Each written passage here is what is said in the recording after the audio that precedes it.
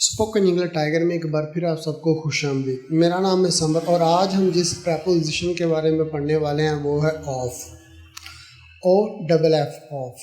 Of का मतलब है से, और आज हम इस वीडियो लेक्चर के ज़रिए से जानेंगे कि ऑफ का इस्तेमाल किस तरह के वाक़े में किया जाता है जहाँ हो सेंस से का। और ये बात हम एग्जाम्पल के ज़रिए से समझेंगे। तो एग्जाम्पल आपके सामने है। जब कोई ऑब्जेक्ट किसी सतह से अलग होता है तो वहाँ पर ऑफ का इस्तेमाल किया जाना चाहिए। मतलब किसी सतह से, जब किसी सेंटेंस में से का सेंस आए सतह से, तो वहाँ पर ऑफ का इस्तेमाल किया जाता है। चलिए कुछ और एग्जांपल देखते हैं। देखिए एग्जांपल आपके सामने।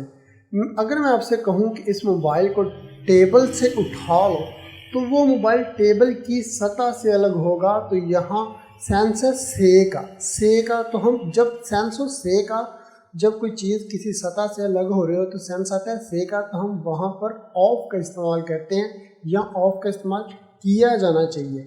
देखिए मोबाइल टेबल से जब आप उठाते हैं तो वो टेबल की सतह से अलग होता है, तो इसलिए यहाँ पर हम ऑफ का इस्तेमाल करते हैं जब कोई चीज़ किसी सतह से अलग हो रही होती है या होती है।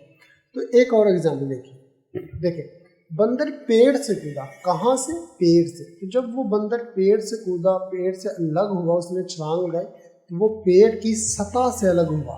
तो यहाँ भी सेंस है से का, और से के लिए हम ऑफ का इस्तेमाल करेंगे। देखिए किस तरह से करना है, और एग्जाम्पल देखिए जहाज आसमान से उतरता है तो हम गेट ऑफ कहते हैं। जब जहाज उड़ता है तो हम टेक ऑफ कहते हैं। ये बात हम सभी जानते हैं, क्योंकि जब जहाज उड़ता है एयरपोर्ट से तो वो ज़मीन की सतह को छोड़ रहा होता है। तो जब वो आसमान से नीचे आ रहा होता है, लैंडिंग कर रहा होता है, तो वो आसमान की सतह को छोड़ता है। तो इसलिए हम उतरते वक्त गेट ऑफ और उड़ते वक्त टेक ऑफ का इस्तेमाल करते हैं। तो चलिए एग्जाम्पल देख लेते हैं। मैंने मोबाइल बिस्तर से उठाया। कहाँ से? बिस्तर से उठाया, मतलब बिस्तर की सतह से अलग किया या सतह से अलग हुआ बिस्तर की।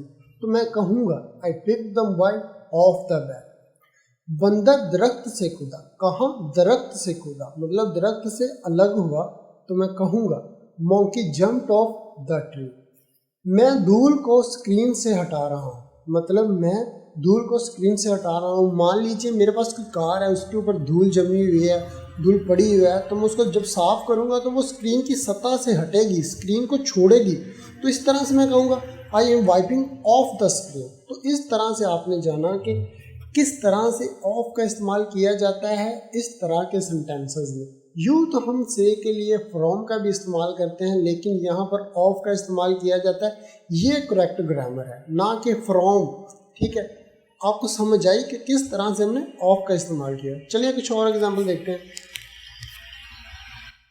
देखिए कप को टेबल से हटा दो। कहाँ से? टेबल से। तो जब हम कप को टेबल से हटाएंगे तो वो टेबल की सतह को छोड़ेगा। तो हम इस तरह से कहेंगे move the cup of the table.